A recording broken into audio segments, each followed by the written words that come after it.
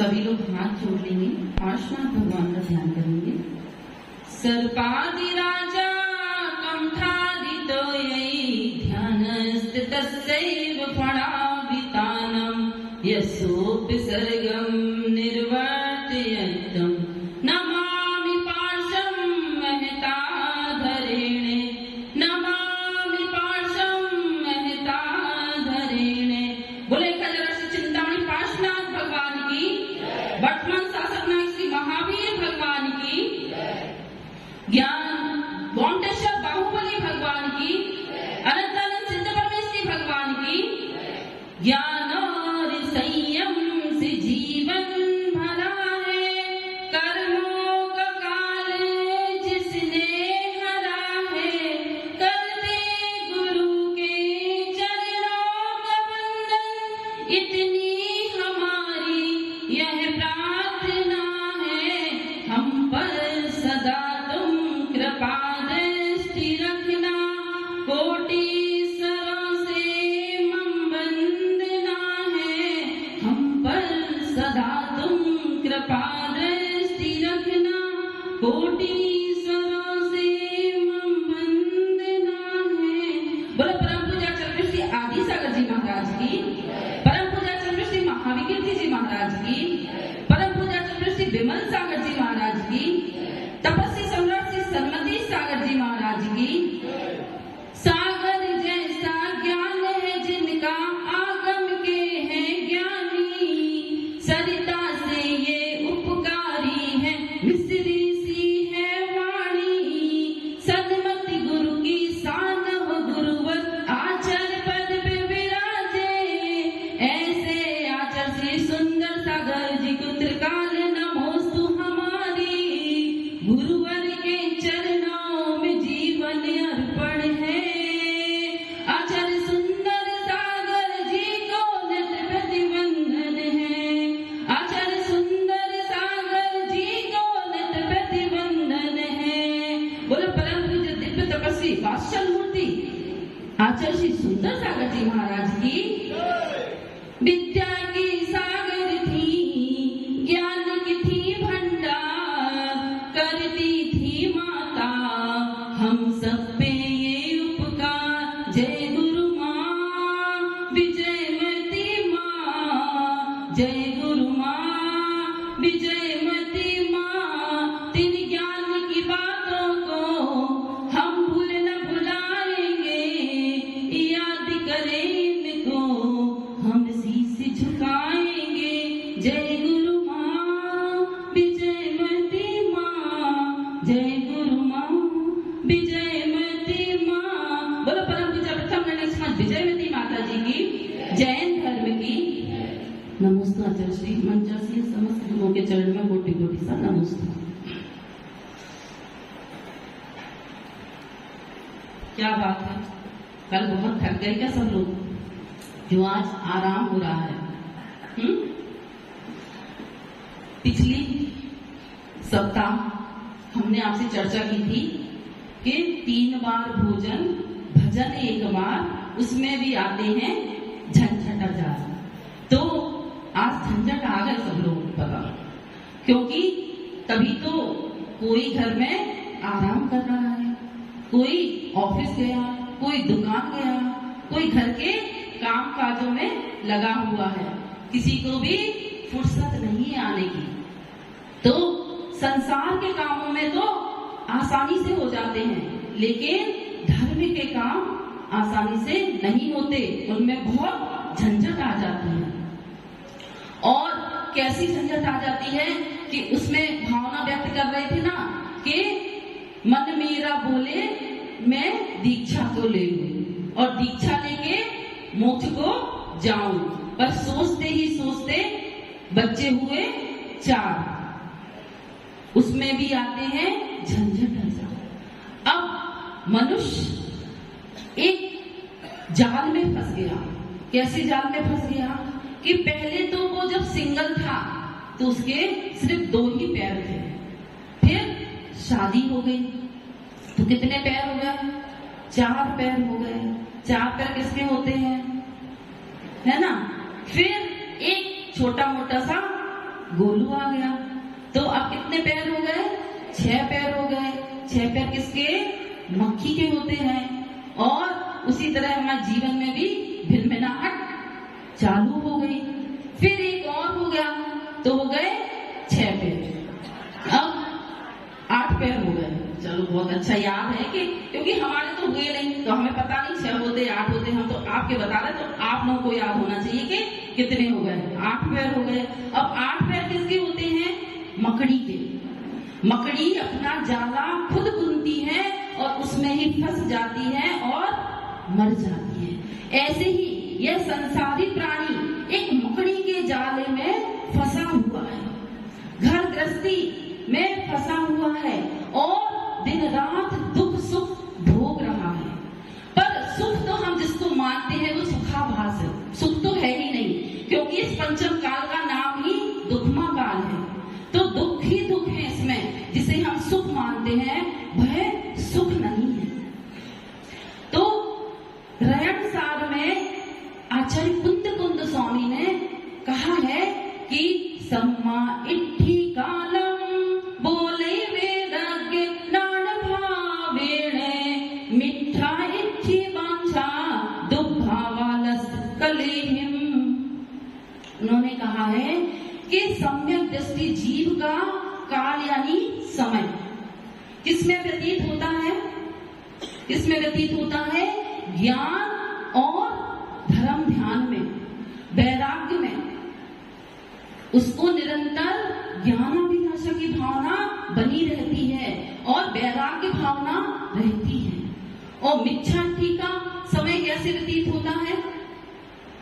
कि दुर्भावनाओं में, दिन रात पंचेंद्रिय के विषय भोगों में, एक दूसरे की निंदा करने में, कलह करने में।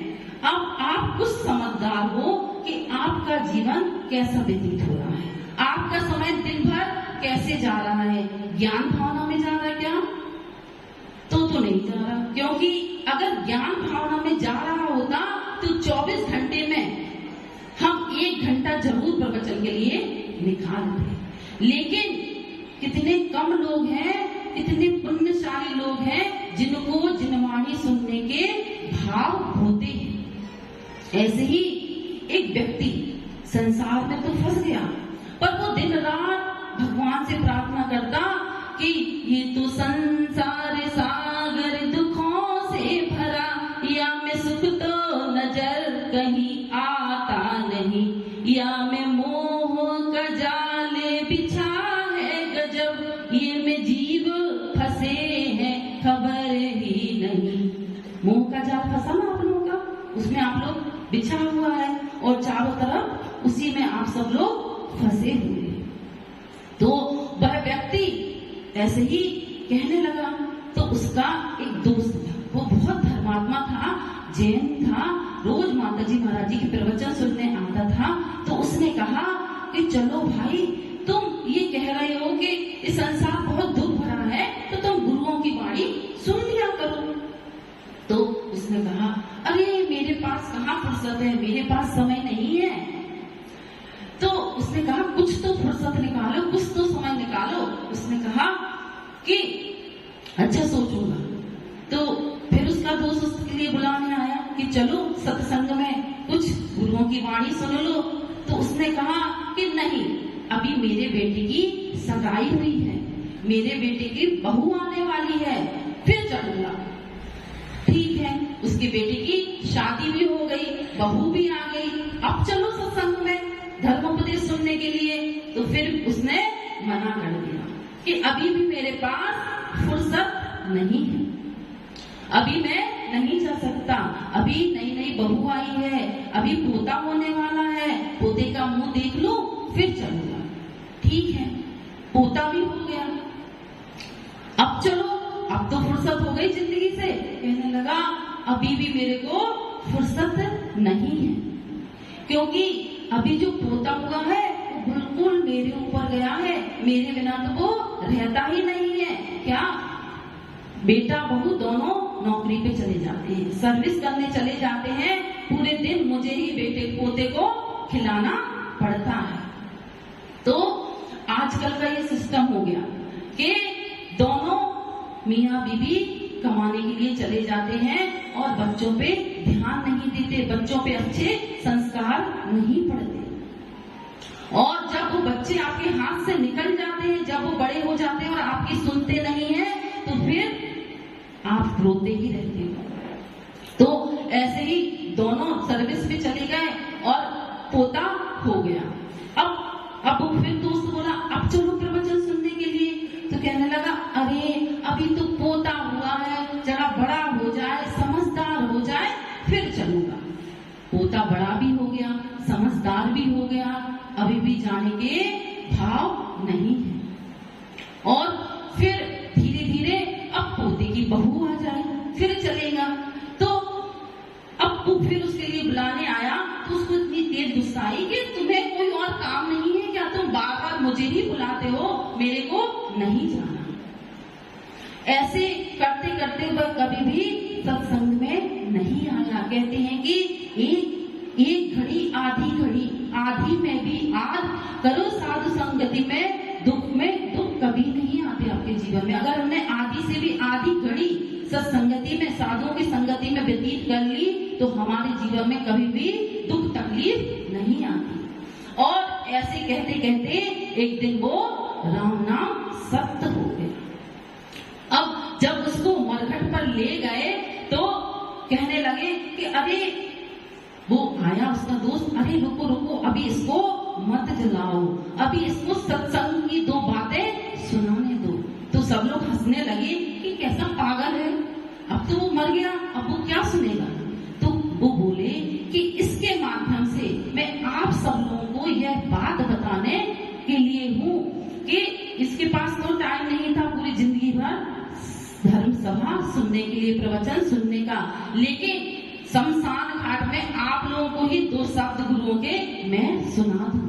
तो कहते हैं ना, जब तक जिंदगी फुर्सत न होगी काम से, जब तलक है जिंदगी फुर्सत न होगी काम से, कुछ समय निकालो, प्रेम करो प्रभु राम से, भगवान से, महावीर से। हमें अपना जीवन धर्म में बनाना चाहिए, लेकिन हम कहाँ बनाते हैं? धर्म ऐसी चीज है, ऐसा है कि वह ऊपर से ओढ़ा नहीं जाता। अगर आपकी जिंदगी में धर्म आ गया, तो अभी वो बहन गा रही थी कि जब से माता जी महाराज जी के आ गए तो हमारा जीवन आनंदमय हो गया। लेकिन कब होगा? जब आप उनके सानिध्य में आओगे। अगर आप दूर दूर रहोगे और हमारे सानिध्य में नहीं आओगे तो आपको जीवन जीने का आनंद नहीं आएगा। कहते हैं कि अगर जीवन जीना है तो रामचंद्र जी से सीखो कि उन्होंने गृहस्थ अवस्था में कैसे जीवन जिया, और अगर कैरियर बनाना है, कुछ नीति की बातें सीखनी है तो श्री कृष्ण से सीखो, और अगर अपना मरण सुमरण बनाना है तो महावीर से सीखो। कि एक जैन धर्म ही ऐसा धर्म है जो हमें जीवन जीने की कला सिखाता है और मरने की कला सिखाता है। जीवन जीने की कला तो सब धर्मों में है, लेकिन जीवन मरण कैसे हो, हमें अपना सुमरण कैसे करना है, यह कला सिर्फ हमें जैन धर्म में ही सीखने को मिलती है। लेकिन इसके लिए हमें अपना विवेक लगाना पड़ेगा। कहते हैं कि राजस्थान में एक कहावत है ना कि विवेक बुद्धि खेत में नहीं निपजती, यानी बुद्धि विवेक को आप कहीं मार्केट से खरीद सकते हो क्या? नहीं खरीद सकते। अच्छा, खेत में मिलेगी क्या? वन में मिलेगी, जंगल में मिलेगी, बगीचे में मिलेगी? कहीं नहीं मिलेगी ना। बुद्धि विवेक तो हमारे अंदर खुद है कि हमें अपना समय कहाँ व्यतीत करना है। गुरुओं के चरणों में, धर्म ध्यान में व्यतीत करना है कि घर गृहस्थी की चर्चाओं में व्यतीत करना है। समय तो दिन भर है, फुर्सत तो दिन भर है, पर टाइम 1 मिनट का नहीं है। कैसे? क्योंकि पहले की महिलाएं घर गृहस्थी का सब काम करती थी और उतना धर्म ध्यान भी करती थी, और आज आप लोगों को कोई काम नहीं है। हर काम के लिए नौकरानी घर में है, खाना बनाने वाली तक लगी है घर में, झाड़ू पोंछा वाली लगी है, और बर्तन वाली, झाड़ू पोंछा, बर्तन वाली, सब कुछ सब काम वाली है, लेकिन फिर भी आपको टाइम 1 मिनट का नहीं है। तो टाइम हमें निकालना जल्दी सुबह 4 बजे उठ के चक्की चलाती थी और वह चलाते चलाते जिनवाणी की अच्छी अच्छी विधियां पढ़ती थी, आध्यात्मिक भजन पढ़ती थी और उन बरगणाओं का फर्क उस अन्न पर पड़ता था। जैसी भावना से हम अपना भोजन बनाएंगे उसका प्रभाव हमारे जीवन पर भी पड़ता है। कहते हैं ना, जैसा खाओ अन्न वैसा होवे मन और जैसा पियो पानी वैसी होवे वाणी। तो भगवती आराधना में 5 प्रकार के विवेक बताए हैं। पहला भक्तपान विवेक। भक्तपान मतलब भोजन। भोजन का हमें कैसे विवेक रखना चाहिए, हमें कैसा भोजन करना चाहिए, लेकिन हमें ये विवेक नहीं रहता। कम से कम चातुर्मास में तो हम हरी पत्तियों का त्याग कर सकते हैं, किसी का है। लेकिन आप लोग कहोगे कि अरे माता जी बरसात के दिनों में तो और ताजी ताजी पत्तियां आती हैं, लेकिन उन पत्तियों को खाने में कितना दोष होता है ये आपको पता नहीं है। कहते हैं कि जब बरसात होती है तो छोटे छोटे सूक्ष्म जीव उत्पन्न हो जाते हैं और जब वो धूप निकलती है तो वो कीड़े उन पत्तियों के नीचे छिप जाते हैं धूप से बचने के लिए, और फिर वहीं पर उनका मरण हो जाता है और वो पत्तियों में चिपक जाते हैं और वो इतने सूक्ष्म होते हैं कि आपको दिखते नहीं है। तो कम से कम सावन भादों 2 महीने, सावन तो अब निकलने से ही गया, लेकिन भादों के महीने में कम से कम हमें हरी पत्तियों का त्याग तो करना ही चाहिए। और साबुधान होता ना, उसमें बहुत जल्दी कीड़े हो जाते हैं, सूक्ष्म तिरुला उड़ने वाले कीड़े हो जाते हैं, तो कम से कम हमें उनका त्याग तो 1 महीने, भादों के महीने में तो करना ही चाहिए। और कितनी सारी वनस्पतियां हैं, 10 लाख वनस्पतियां हैं, तो हम उन पूरी वनस्पतियों को तो प्रयोग करते नहीं अपने जीवन में। तो कम से कम हम ये लिमिट बना ले कि हमको 100 खानी है, 200 खानी है। कैसे छोटे छोटे नियम भी हम अपने जीवन में, आप बड़े महाव्रत मत लो, त्यागी व्रती मत बनो, पर रोज के रोज छोटे छोटे नियम तो अपने जीवन में ले ही सकते हैं। तो कम से कम 10 लाख वनस्पतियों में हम गिनती कर लें कि हमें 500 रखनी है, तो जो बाकी की है उनसे जो हमें पापाश्रम हो रहा है उससे हम बच जाएंगे। कितने लोग कहते हैं कि हम रात्रि भोजन करते तो नहीं है, हम आलू प्याज खाते तो नहीं है, लेकिन हमारा त्याग भी नहीं है। तो त्याग नहीं है मतलब आपके अंदर कहीं ना कहीं चोर बैठा हुआ है कि मौका मिलेगा तो आप खा लोगे। तो अगर हमने नियम ले लिया तो हमें पुण्यार्जन होने लगता है। जैसे खेत की रक्षा करने के लिए बाउंड्री बनाई जाती है ना, ऐसे हमारी आत्मा की रक्षा करने के लिए हमारे जीवन में व्रत नियम संयम बहुत जरूरी है। तो हमें छोटे छोटे नियम जरूर लेना चाहिए और परिग्रह का नियम भी लेना चाहिए कि हम कितनी साड़ियां रखेंगे। नियम है 500, 1000, कोई लिमिट नहीं है। तो हम कम से कम 100 साड़ी रख लें, है 500 साड़ियों का नियम ले लें। उसके से भी आपको, अगर हमने ये छोटा नियम ले लिया तो महाव्रत तक के आपको पुण्य लगेंगे होंगे, उसके अलावा आपका सब त्याग हो जाएगा। तो हम कम से कम अपने सोना चांदी जमीन धन संपत्ति हर चीज का परिग्रह परमाणु व्रत तो ले ही सकते हैं अपने जीवन में। एक छोट कहते घुटनों घुटनों चलते चलते पैर खड़े हो जाते हैं और छोटे छोटे नियम एक दिन बहुत बड़े हो जाते हैं। तो कम से कम हमें भक्तपान विवेक तो रखना ही चाहिए। फिर दूसरा कहा है शरीर विवेक। शरीर से हम बेफालतू में बहुत सारी कुछ चेष्टाएं करते रहते हैं, शरीर को मटकाते रहते हैं, हिलाते डुलाते रहते हैं, लेकिन हम मन वचन काय की जितनी क्रिया करेंगे, जितना हम परिस्पंद हमारे आत्म प्रदेशों में होगा मन वचन काय से, उतना कर्माश्रम ज्यादा होगा। तो अब आप लोग किसका स्वाध्याय कर रहे हैं? कर्म सिद्धांत का। तो हर चीज में आपको कर्म सिद्धांत लगाना है कि कैसे हमारे कर्मों का आश्रम हो रहा है और हमें कैसे कर्मों से बचना है। और तीसरा है कसाय विवेक। कसाय कितनी होती है? सबको पता है, 4 ही होती है और भी तो होती है। माता जी बताई ना, 25 कसाय होती है। अनंत अनुबंधी क्रोध मान माया लोभ अप्रत्याख्यान, क्रोध मान माया लोभ प्रत्याख्यान आवरण, क्रोध मान माया लोभ और संजलन, क्रोध मान माया लोभ और हास्यादि 9। ये 25 कसाय होती हैं। तो हमें इन कसायों से बचना है।